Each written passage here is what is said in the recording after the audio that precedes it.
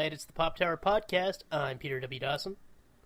I'm James Bullock. And we're here to talk to you about video games and movies. No television this week. But actually, I want to start with a little story. James, if you'll indulge me. Oh man, I'm intrigued to hear what this is going to be. Did I ever tell you why my last name is Dawson? No, I have not heard the explanation as to why you became Peter W. Dawson. Well, I'm actually an orphan, but I got raised by a lovely older man. I called him Rick, but his real name was San Martino. I'm not sure how I got Rick from that, but I mean, I was a small child. The fact that I could form words was impressive in of itself. And one day, I asked him, and he's like, Mr. Rick, why don't I have a last name? And he looked at me and said, "Oh, son." And that's how I got my name. Oh, that was so much better than what you're referencing. Yeah. It's oh man, we'll get to that. I might be angry about something, which is actually not going to color. We'll see. But first, we're going to talk about a video game. Actually, a franchise you and I are both huge fans of. I think it's easily safe to say it's one of our favorite franchises. Yeah, not only that, especially active. Yeah, because Yakuza 6, The Song of Life, came out last month, I believe. Yeah, it was the middle of April. Yeah, right. Yeah, so almost 2 months ago, as of this or as of when this episode will go live, supposedly. Right. And it took us a while because, well, it's a long game. Very much so, and we wanted to take our sweet time with it too. Oh yeah. I mean, it's the first Yakuza game I've platinumed. Same here. Yeah, because they made it a lot easier. Because it used to be you had to do 100% of all your missions. Because the game has, what was it, like 300 missions? Right, plus all the completion items, all the sub-stories, all the mini-games. And as the series progressed, they just got more and more, so it just became more of a daunting task. Yeah, and thankfully they decided, you know what, you don't need to complete all the lists. You just need to do the big ones. Right. Which we did do. So, to recap, though, the Yakuza franchise follows Kazuma Kiryu, who is funnily enough, is basically never a Yakuza in the series. Yeah. Like, it's always one of... He's like, I know it's like for the first, 2 hours of every game, he's like, he's actually a part of the Yakuza. And then, as it gets more and more into the series, he's so far removed from the actual lifestyle, yet they can still consider him, especially the people that know him, like, yeah, we still treat you like you're a part of the family. Yeah.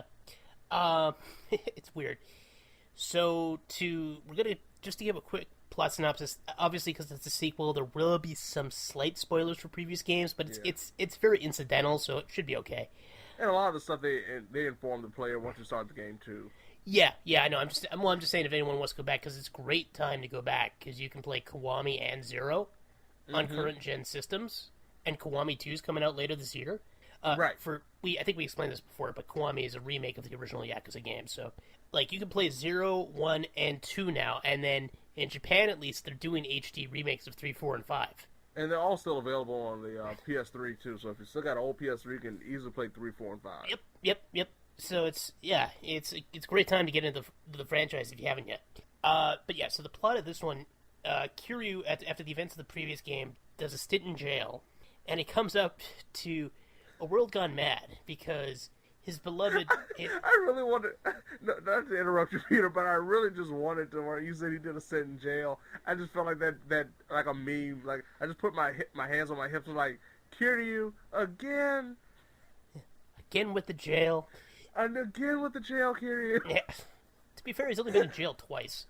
I know, but it just feels like... I mean, it's a big part of his character, especially in the first one. Oh, yeah, because that's a big stint. But yeah, in this case, he comes back to Kamurocho, his little district of Tokyo that he loves, which is based on the real... I hate this damn city. Look, this city, it's... I don't know what's going to happen if he ever 100% gets written out and will never appear again. Yeah. Because they keep saying they're going to do that, and then they don't, so we'll see. Yeah. I'm just saying. I mean, even the trailer to introduce the new lead character featured Kiryu. So I know, this is what I'm saying. And we still don't know if that guy's getting a proper game or not yet, so we'll see. Exactly. But in the meantime, for Yeah, so he comes back to Kamurocho to find out that the area called Little Asia burned down, and now Chinese triads are in town. Mm-hmm. And I have to bring up the name of the leader because it's a fantastic name, Big Low. Yes. And yes. and also his son, Jimmy Low. Low, yes. I love when they keep saying Jimmy. It's just the greatest. Well, because they're speaking, normal Japanese, and it's one of those times when every once in a while you find out, oh, the Japanese don't have a word for this, but of course, they don't have a Japanese word for Jimmy. Jimmy. So they're speaking in very long, serious, and all of a sudden they just say Jimmy, and it's just it's very surreal. I don't know what the equivalent. It's like if a guy speaks very like me, or you, suddenly just throws a French accent on something, and you're like, really? Because I don't think we really strike people as French type people, but No. But we suddenly said crepe instead of crepe. Yeah. Okay. Yeah, we suddenly put, or we did one of those, or instead of saying Puerto Rico, we say Puerto Rico. Oh man. It's like that. Just throw one of those words out there. I'm just thinking of examples, just because people may not understand why we find this funny. Yeah. So I'm trying to. Anyway, the triads are around, and to make matters even worse, a lot of leaders of the Tojo clan, Kiryu's main mafia clan, are currently in jail. Yes, they've been arrested. Yep. So there's a power vacuum in the Tojo clan. The triads are gunning for the new turf that's been rebuilt since the big fire. And even Kiryu's old friends, the Jinwon Korean Mafia, who were some of the main antagonists in Yakuza 2, they've returned. In 2. Yeah, and again, if you're curious to see how that conflict went, check out Kiwami 2 when it comes out this August. Yeah. We'll probably end up talking about that game at some point. Oh, too. we will. Yeah, although we got a few other games besides Yakuza games to talk about, thank God. But we've just been getting spoiled lately. Yes, we have.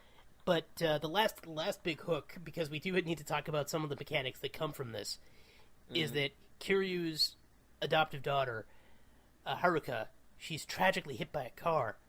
Yes. And she's in a coma. But she had a baby. Yes. She got hit by a car trying to protect her baby and is now in a coma. Yes, and so she had this mysterious baby named Haruto, who has the same last name as her, so it is presumably her baby. Right. And Kiryu has to figure out where this baby came from. Who's the father? Yep. And how do I get this deadbeat to take care of his kid? Well, first of all, you have to make sure this deadbeat is worthy of taking care of this kid. True. Because otherwise, Kiryu's going to take him out to the middle of the sea and make him dig his own grave on the ocean floor. Yeah, he'll as noted later on in the game, once he identifies someone, yeah, you might get punched through a glass door. Look, if you're not careful. Kiryu's a scary man to begin with because he's got that big, intense stare. And you have to know. Oh, my goodness. And yes, it's very much a, did you knock up my daughter? Like, if he would absolutely be the kind of guy to force a shotgun wedding. Right, it's hilarious when you think about some of the stuff that Kiryu has done, and even in this game is involved in, that is so completely different from his actual personality. It's pretty amazing. But yeah, to get into the gameplay itself, they had a new engine for this, and for the most part, I love this new engine. Same here. Yeah, like, this game actually got some mixed reviews. Like, it's still mostly positive, because I don't think I've ever seen really bad reviews for a Yakuza game, except maybe Dead Souls, which was a spin-off. Yeah, exactly. So, yeah, and the reviews for this were mostly positive, and I do tend to agree with that for the most part, because the new engine they use, it's a lot more fluid. Like, combat can start and stop at the drop of a hat. Yeah, you can actually escape combat now. You're not locked in with a whole bunch of people watching you, unless it's like a boss battle. Yeah, it's still kind of awkward to escape combat, but it's not impossible, which is nice. No, exactly. And beyond that, though, combat itself is very fluid, and the ragdoll physics are top-notch. You know the moment when I fell in love with this battle system, you have to know the moment. Probably the first time you used a combo and you ragdolled a guy? No. The first time I knocked a dude down and kicked him square in the ass, and he went flying like a yard. Oh, yeah. And I realized just how much I love it. Oh, yeah, because, he goes down, and then you can kick it, because it's a lot easier to hit enemies when they're on the ground now. So you can just do a sweeping kick, and it just knocks the guy, like, across the pavement. like it's a hockey puck or something. Yes. And it's just like, and the best part, it feels so Kiryu. Like, yeah, it just feels like if he actually did that to somebody, that's exactly how it would turn out. yeah, just the visceral brutality, which has always been kind of a charm of the Yakuza games, especially with the heat actions. Yes. Which are like the super moves you can do. And now, what's interesting is there are less heat actions than in previous games, but the regular combat is so visceral it kind of makes up for it. And there's still... And honestly, it's one of those things where I didn't really use the heat actions as much this time around. Yeah, and even then, the heat actions, when you do use them, are amazing. Yeah. Especially because they're just... Like, if there's... One of the frustrating... I mean, we can give an example. Like, for me personally, the one that really shocked me was him disarming a guy who had a knife. Taking the knife, stabbing the guy, then kneeing the knife into his stomach even further. Yeah, well, you know what's even worse than that? Taking a guy's gun and then shooting him with it. And then shooting, yes! Like, it used to just be he would take the guy's gun, but now, like, because they've changed the weapon system a bit, too, where weapons are a lot more disposable, which means you can't just carry them in your inventory. Probably the one... Yeah, exactly. Probably the one bummer, since the weapons you could pick up and carry were pretty amazing, because you had stuff like Marlin cannons. Especially when you got to later games. Yeah. Like, Yakuza 0 and Kiwami were ridiculous. Well, yeah, like I said, the Marlin cannon, but we also had some of the photon blades and the cone hanger nunchucks and so on. But yeah, in this case, despite that, you still have weapons that they're just so brutal when you use them, because you can knife a guy, like you said, you can knee it through. You can just, like, knock a guy, flip him head over heels using a sledgehammer. It's like, that would kill a man. Yes. But as far as we know, they're not dead. Literally beating the guy's face in with a cement block. Because it's a recurrent plot point that Kiryu's never actually intentionally killed a man. You could argue he's indirectly killed some dudes. It's the Batman theory. No, because Batman, it's nonsense. He effectively killed Ra's al Ghul in Batman Begins. Right. Yeah. But yeah, in this case, it's like, look, he got kicked off screen. He's probably not dead. He's if he's not dead, he's paralyzed and he'll have severe brain injuries for the rest of his life. Well, despite this, Kamurocho never has always has an endless supply of goons for Kiryu to fight. That's true. Nobody ever learns their lesson. Like, as small as Kamurocho is, nobody's heard, and everybody knows that Kiryu's the Dragon of Dojima. Yet nobody decides, you know what, maybe I shouldn't test this guy. Well, a few of them in a random street fight. A few of the characters, they lampshade this, and they're like, he's the Dragon of Dojima. Maybe we shouldn't fight him. But even then, they still usually end up fighting him. Yeah. They just try to do it on, like, better terms than the time when they first encounter him. Which is a great way to build a villain, because, like, okay, they just know. And, of course, even if you know, Kiryu's, like, without giving too much away, there's points in this game where characters really only get the edge on him when they basically force him to not fight back. Yeah. They pretty much do a situation where his hands are tied behind his back and he can't do anything without risking something. It's not even like hands tied behind his back. It's like he's like, tied down to a bed, and the bed is made of cement, and the ropes are made of indestructible god metal that would... I think Prometheus got chained to something. You know what I mean. Like, it's like, there's like, okay, there's absolutely no way Kiryu will fight back. Nah, let's beat the hell out of him. And then you can run into a problem when he finds an excuse to still fight back. Yes. Oh, Kiryu's trash talk is top-notch in this game. Oh, yeah. Especially in regards to, like, some of the villains. Oh, my God. I do want to touch more on the plot, but before we get to that, so minigames. Do you want to... yeah. Do you want to... I've been talking a lot about this. Do you want to talk about some of the minigames?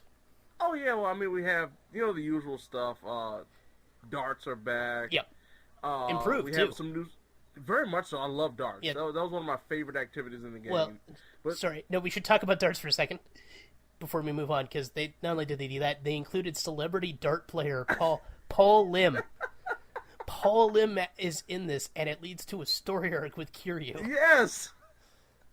And it's just like, what?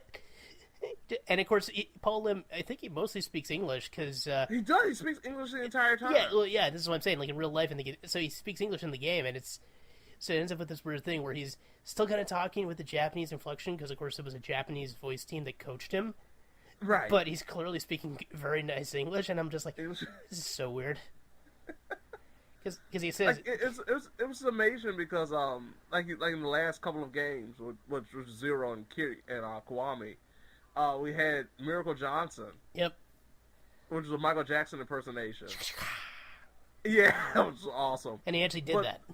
Yeah, it was so awesome. But the thought of that, they actually got an actual celebrity that you never really expected to be a part of the game to be a part of the game. No, I mean, they've done this a bit before, too, because, like, in Yakuza 5, there was that smug chef who was an actual chef.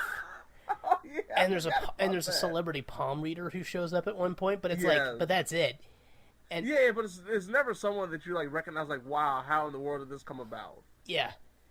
And, yeah, no, Paul Lim is like, why is he in this? Sorry, but yeah, so darts is great, and there's this weird Paul Lim minigame.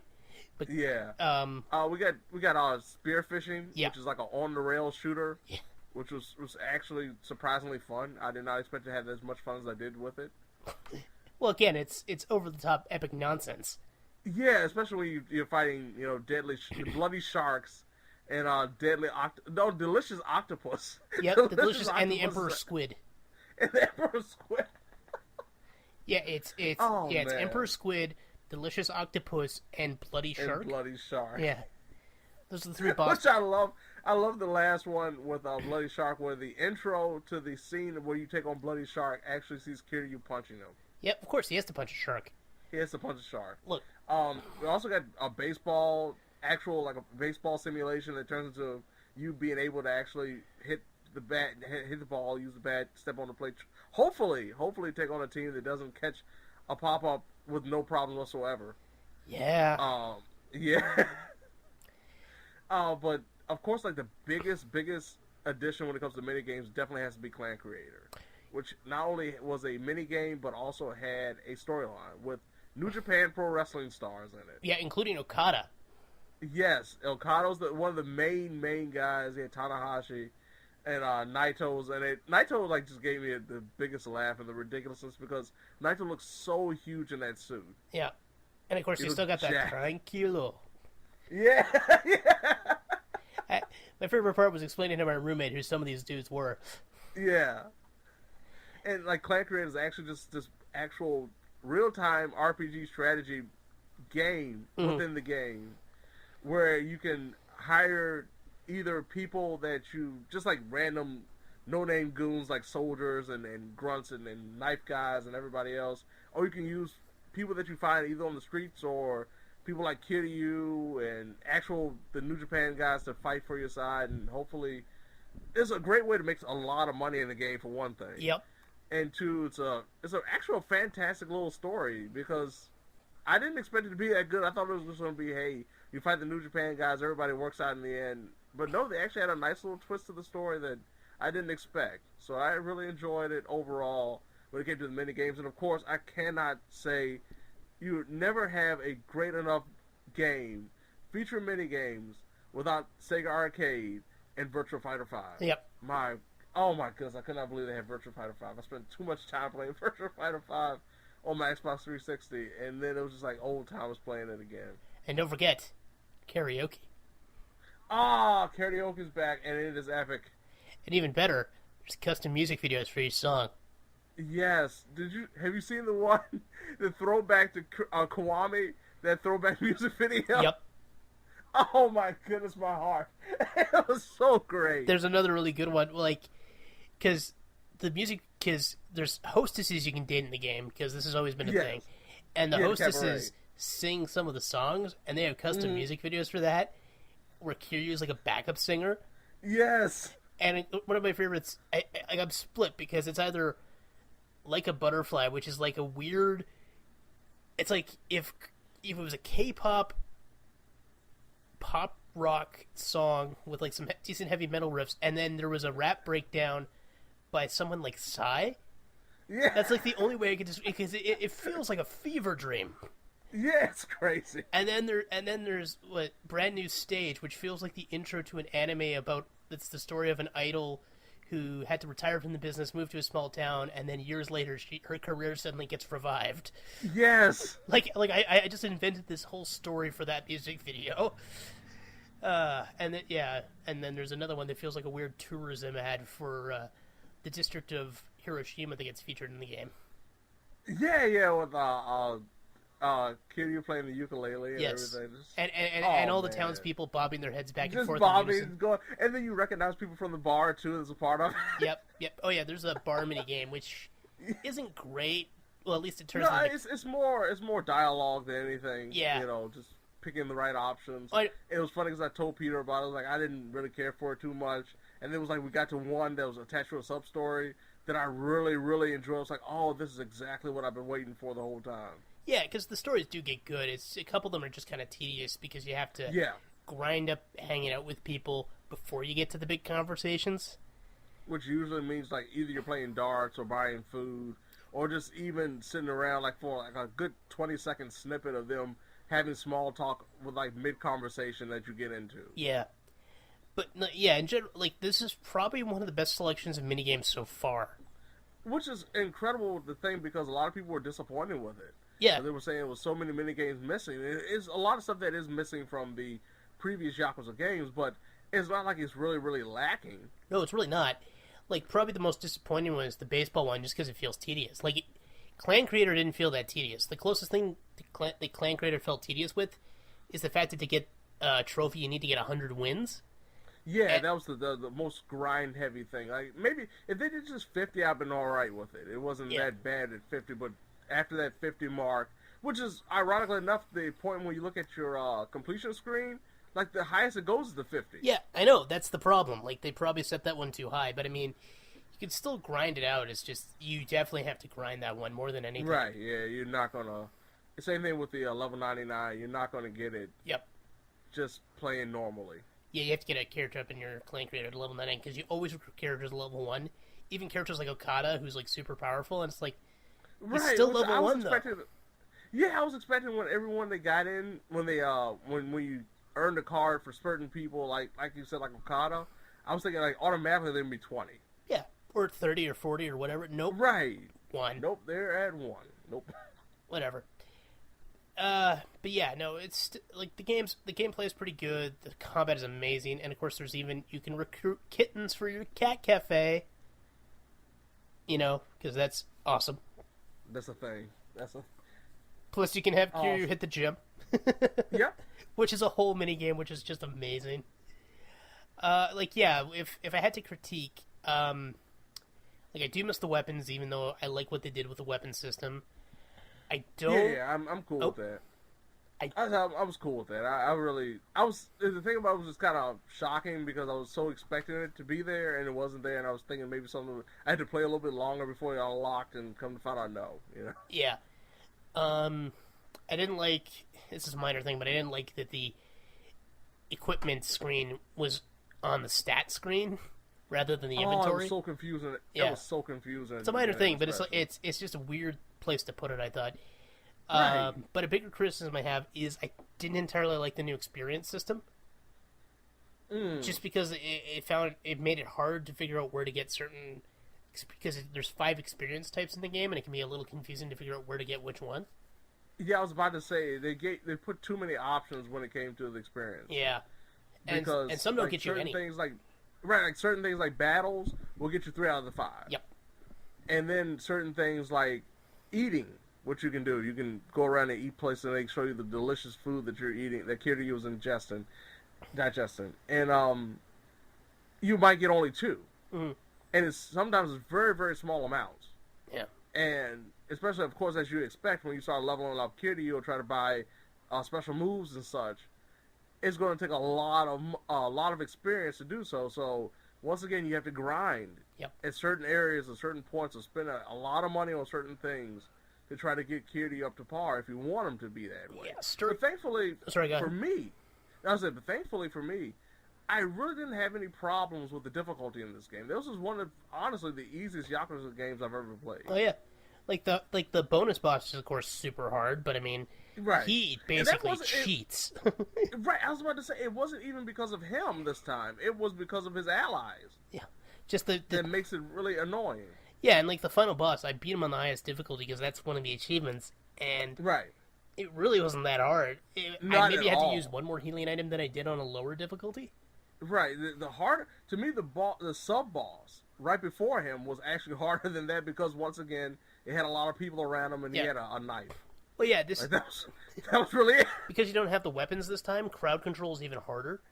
Because it Yeah. used to be you would use the portable weapons for crowd control. Like you would send like, oh, I'm fighting 20 dudes. Time to pull out the double-edged photon blade or the Right. spear or the, the tonfas or whatever you had. Just quickly clear out 10 dudes with the weapon before you had to focus on the one dude who was a lot tough, more durable. But in this case, you couldn't do that, so that made fighting multiple dudes a lot harder. Luckily, Yeah. you can get a power up that makes your hits more powerful if they're hitting more than one dude at once. And the biggest tip I can give you for anybody that hasn't played it and getting into it and being overwhelmed by a gang of people, throwing is your best friend in this Yep. game. Oh yeah, especially because you can use it to crowd control. Yeah, because Kiryu will automatically just swing him around, whoever he's got, and throw him in any direction you want. And it's always a great way to empty out a lot of people because a lot of the low-level thugs, when they put a lot of people on there, have very, very small health bars. Yeah. So if they get hit by a thrown person, they're already done. They're already done. So you don't have to worry about it. Yeah. But I do want to touch on the one last thing that really disappointed me, Okay. and we have to keep it vague. This game, its ending, is both very beautiful and very infuriating. Okay. Like I will wholeheartedly agree. Now, Peter, I will say this. This is one of the first games I can remember in a long, long time that actually gave me goosebumps. yeah, Because of the first half of the ending. The first half. yeah. I know it's like, and even when you get to the second half, when you start to realize what they're doing, and it gets really annoying. Right. There still is a lot of beautiful stuff in there. Like I'm not gonna Yeah, say. and then it ends on a very high note for me. Like once again, goosebumps at the very, very Yeah. end of the very, very end. But leading up to like the second half of the ending, leading up to that very, very end, I was so disappointed in the direction. I know they end up doing because it really goes against, especially what happened because Kiwami just came out, Right. and they're trying to do full circle and basically end Kiryu's storyline because, like we've mentioned, it sounds like this is his last game, although who knows? Yeah, and it's not, and that's not even a spoiler because they promoted this. Yeah. This is how it's been promoted by Sega Yeah, as Kiryu's final ride. yeah, and but as a result, no, it's just like that's kind of just how they ended it didn't feel true to the character. Right. Because, like, we got an ending for more or less the franchise with Yakuza 5, where most of the storylines were pretty much done. Yeah, 5 felt like a true ending to the at least the Kiryu arc of the franchise. Yeah, this was ultimately about what he leaves behind as he wraps up his legacy. Because, like I said, it deals with his adoptive daughter, and it turns out she now has a kid, so he's now Right. a 47-year-old badass grandpa. Oh, badass dad. Yeah, which, Son by of the way, great service. one of the greatest minigames of the whole game, trying to appease your grandson. Because at one point you do have to cheer up the baby by holding him, and then there's a minigame prompt where you have to figure out Yeah, what the baby wants and then how to appease him. It's pretty great. And it's just amazing because it's so true to life. Sometimes, no matter what you're doing, even if you try to do all the options, it just don't work. Yeah. Was it Who's Your Daddy, the dad dating simulator? Yeah. They got nothing on Kiryu. Yeah. Kiryu is best dad. Yeah, no, like I said, despite the fact that the ending was infuriating, I still really love this game. Yeah. It could very well color my perception come the end of the year for what my game of the year is, so it's possible that it may not get that as a result. But Yeah. It's funny because now, as much as I loved Yakuza 6, and having finished God of War, Yeah. and saw the true ending of God of War, it's kind of like I got two different feelings yeah, from both games. Like, it's amazing when I think about it because I was saying, like, okay, the Yakuza 6 ending, it was great, but it was a little bit disappointing, whereas the God of War ending it felt originally a little bit disappointing, and then it ended on such a high note. That I'm like, okay, well, this really wrapped up and got me anticipated for something that I'm looking forward to now, whereas with Yakuza 6 is almost like, it's almost an unnecessary story. And for me, even with the ending, forgetting about the ending when it comes to the narrative, the big reveal was probably one of the more disappointing aspects of the game for me when it came to the story for Yakuza 6. yeah, Yeah. I think we need to wrap this up in just the thought that Yakuza 6 is a very good game. You should still definitely play Yeah. it. Very much so. But it did unfortunately drop the ball in some capacities. But speaking of dropping the ball, when you see it in the franchise, it's probably the middle of the road. Unlike what we're about to talk about in a few seconds. Yeah, speaking of dropping the ball. Sorry, you ended up talking over when I said it the first time, but I probably should have let you finish your thought. Yeah, I'm 8 steps ahead of you. Damn right. So we're talking about Solo, a Star Wars story. I feel you might be thinking we're about to rag on it pretty hard, and we probably are in some capacities. But I want to point out right out of the gate, Solo, a Star Wars story. It was a Star Wars movie released in May as opposed to December, which is when all the previous ones so far of this new generation have been released. And it had 2 different directors because it had a huge production shift in the middle of it. Because originally it was directed by the guys who had done the Lego Movie and 21 Jump Street, Phil Lord and Christopher Miller. And they ended up getting replaced by Ron Howard. Yes. So a lot of this movie got changed partway through to probably make it more in line with a proper Star Wars type thing. Because, I mean, Kathleen Kennedy... we don't really know how much got scrapped from the original. Yeah. I know, this is the problem. So you have to keep that in mind, and I don't know who to blame for a lot of this, which is part of the problem. Not that I disagreed with every decision, but so I got to get this out. I'm going to quickly do a recap, but I got to get this out of the way. Okay. Recap, then I'll get the one thing off my chest that I need to deal with. Okay.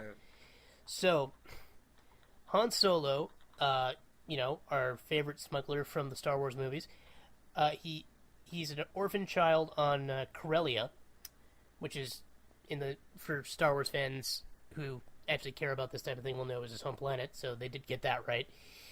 And he ends up escaping the planet to join the Imperial Academy, and then some years later he ends up getting expelled and causing trouble.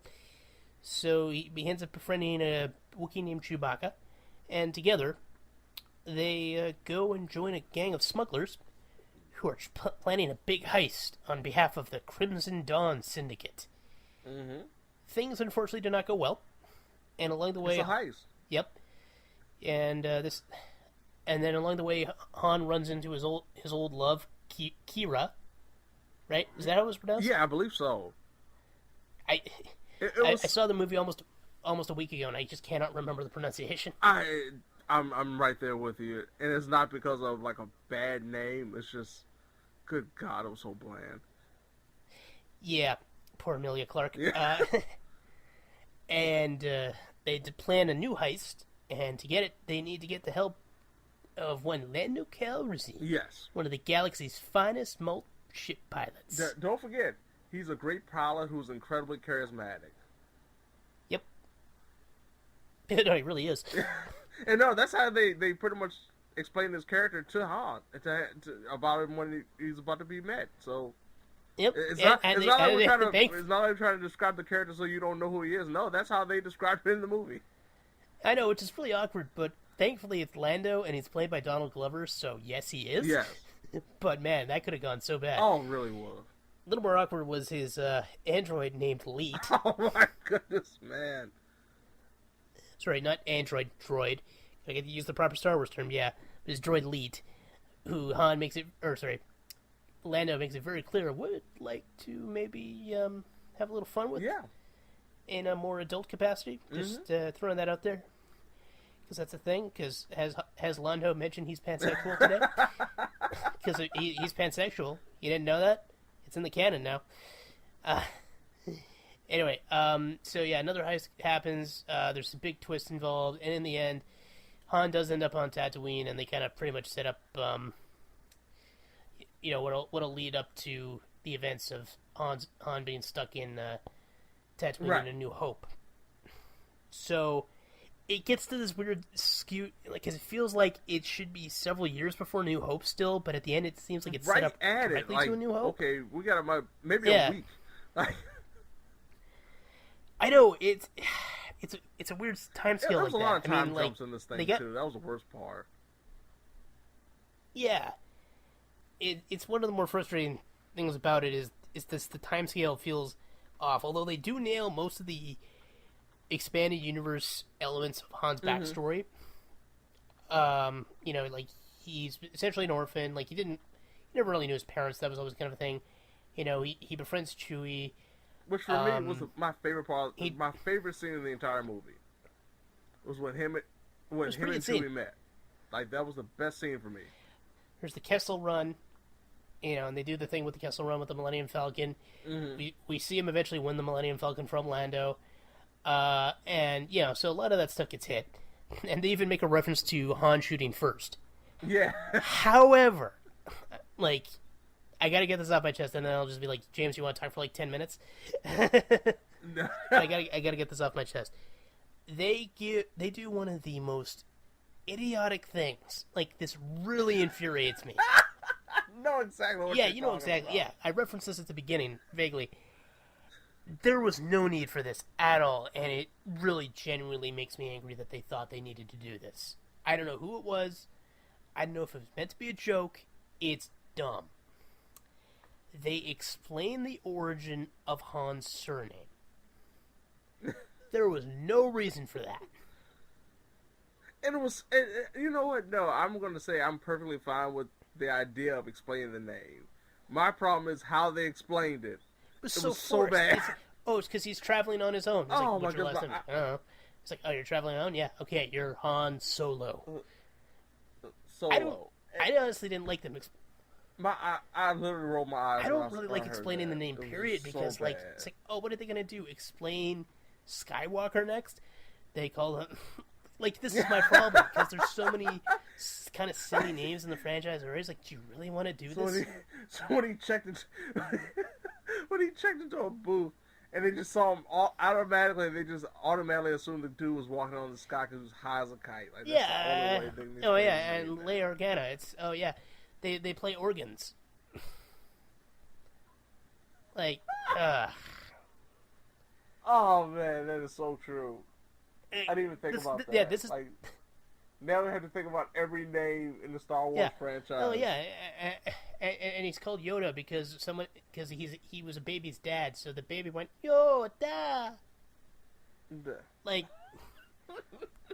I'm sorry to harp on this, but like this happens. It was really bad. I mean, because when I saw it, I really thought like maybe this was not really happening. Like, it was just so unbelievably bad. I could not believe this was actually happening. It's such a minor it really thing. is. I will agree, but it just soured me. But you're naming one of the major characters in this franchise, and this is how you come up with it. It soured my general sense of like, oh yeah, this is being true to the franchise. Like, they won me back when they started to really kind of explore some of the more important parts of his backstory that, was kind of always in the canon, and they actually showed it. I'm like, you know what, this is fine. But right. But, like, to me, it's like this is the best creative thing they could come up with in regards to something original. Like, it's...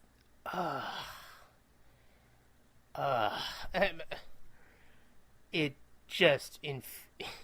Everything after that point was pretty much uphill for me, just because of how angry... Like, I'm obviously...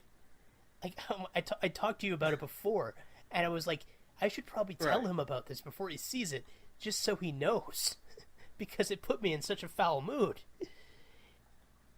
I was just stunned. I really couldn't believe like this was the idea. Was this a joke? Like, yeah, I didn't know.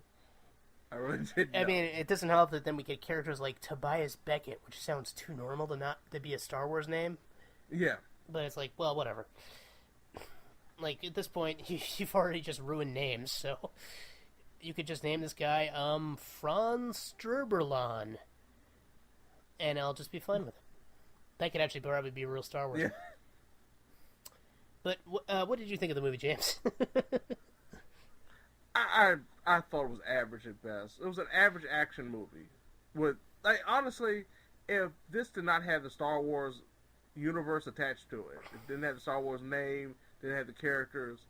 If it was just a regular movie, somebody came up with it and just put it together. Even if it was still in space, like it just had nothing to do with Star Wars, but even if it was still in space, nobody would be thinking about this movie. It's just an average movie. And it's sad to say because I know a lot of people say, well, this is the Star Wars movie nobody really wanted.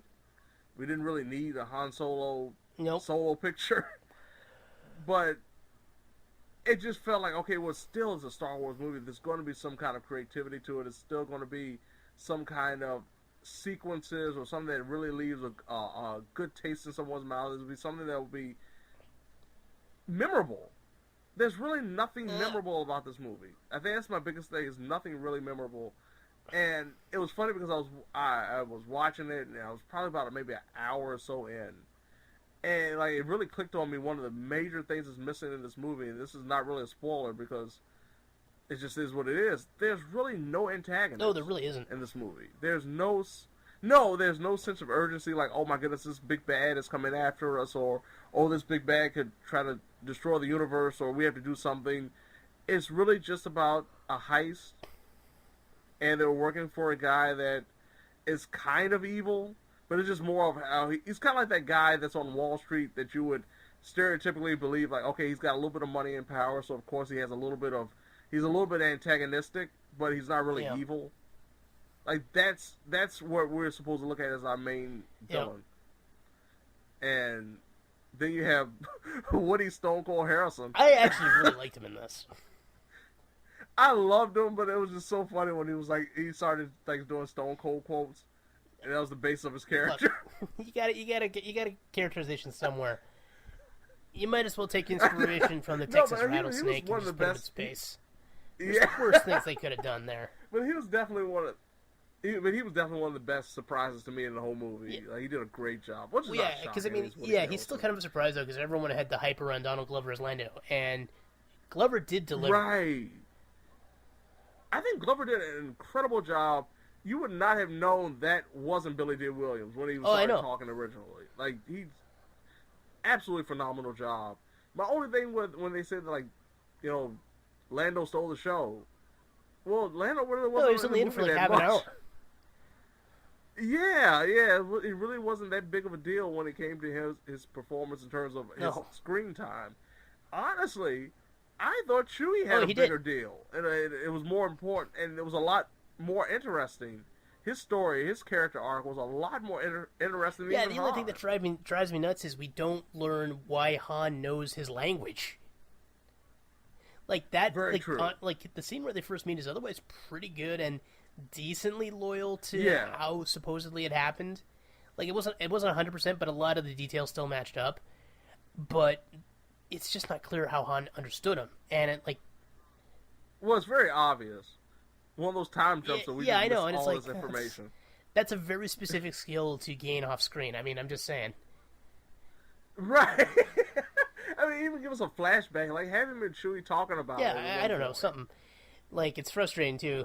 And of course, one of the big MacGuffins of this film is Coaxium, which I can't decide if I like it or not, because it sounds like a Star Wars thing, but it's like, oh, it's a thing that makes ships go faster. It coaxes the engines. Right. Like, but of course, it's also can be used to make like explosives and stuff. So it's like a very rare fuel source. I'm like, yeah, sure. Yes, it's one of those ECW things.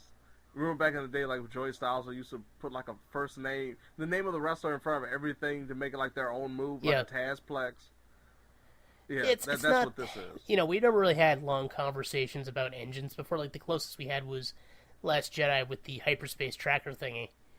So, I mean, this is probably the most forced element they've added, but, I mean, it's not exactly the most compelling thing they've added either. Right, but it serves the plot well enough as, like, the thing that they need. Yeah, it ties into the fact, you know, Han's character is a world class, or universe class ace, a pilot, and I guess he would, of course, know about it and want to achieve it and attain it. So it makes sense in correlation with his character. But like I said, it didn't make for an exciting movie or even a memorable movie. I disagree. I think there was one scene that really stood out. Otherwise, I'll totally agree with you. Like, I think it's slightly above average. Yeah. Like, if we were to give it a number, I would probably say 6 or 7. I'm sitting at a solid 7. Like I said, it's not a bad movie. It's just one of those movies. I think the problem is a Star Wars absolutely. Movie. If it was, it's just hindered by the fact of the legacy of Star Wars. Because if it wasn't connected to it, it was any other movie, I still think it'd be an average movie.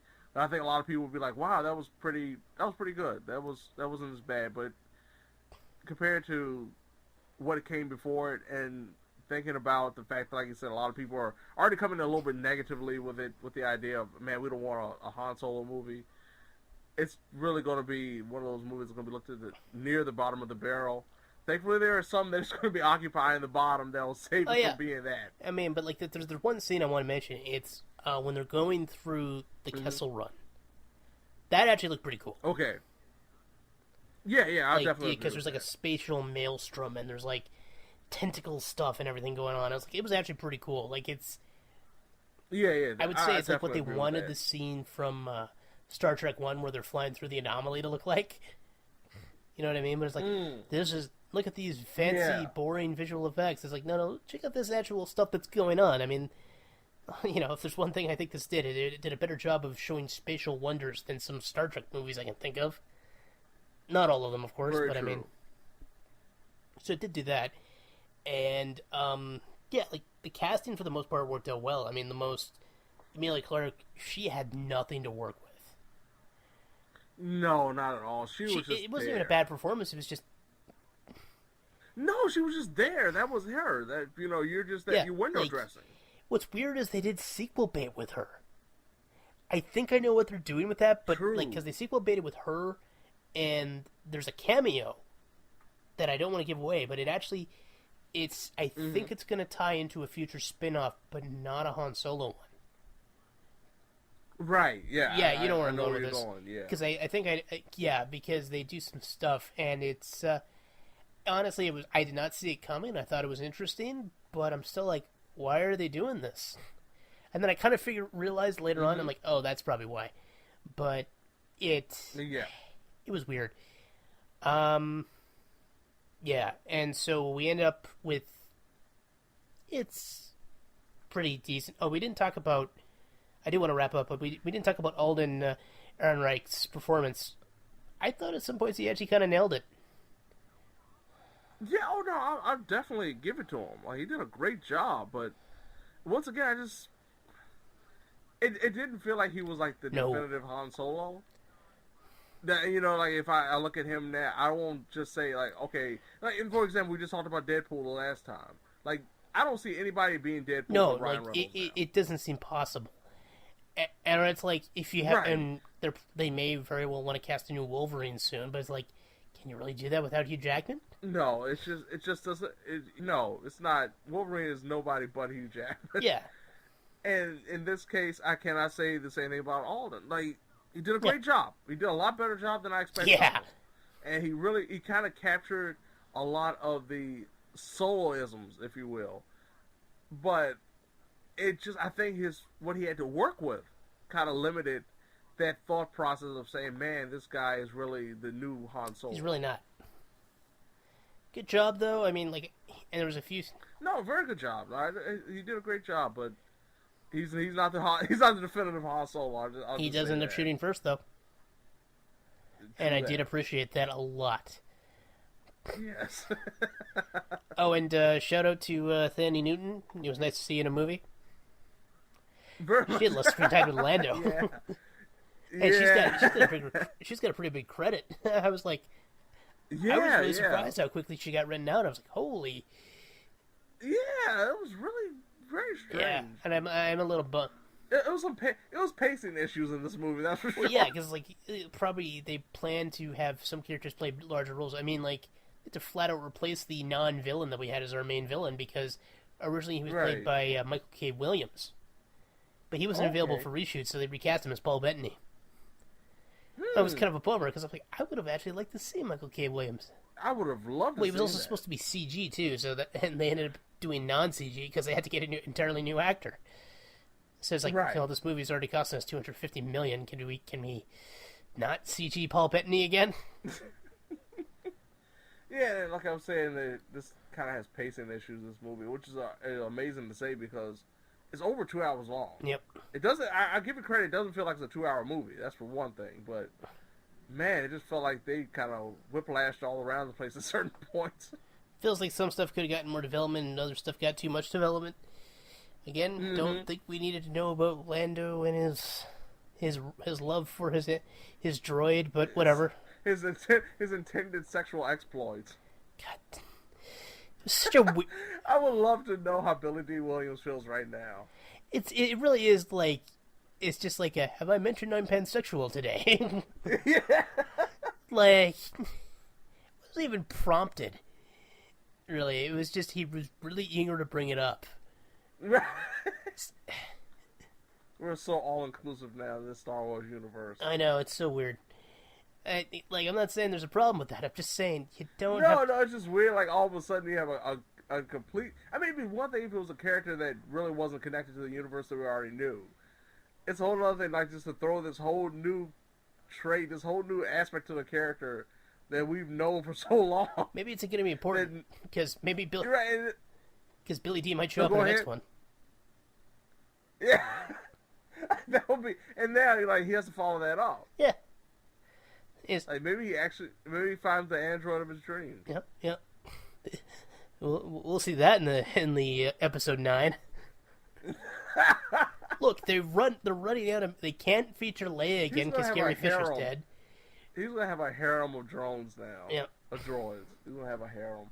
So they need someone to take charge in the new movie. So why not just have Lando show up and he's like, yes, I'm Grand Poobah, Lando Calrissian of the New Rebellion, and this is my harem of droids.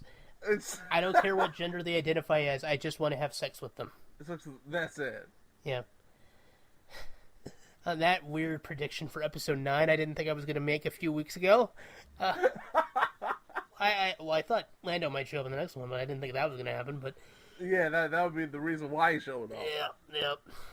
And what he would be accompanied by. Who knew it was going to end in a dance-off to save the universe? Oh, man. And Kylo Ren's too much of a basic bitch to step up. Just step up. Bring it on, Kyle. Bring it on. You could say it's a step-up revolution. On that terrible movie reference note, James, thank you for being with me today. Oh, man. Not thinking about Nick Cannon. Oh, yeah. I was going to say why. I'm like, oh, yeah, that's why. Yeah. Thank you for putting up with my rants.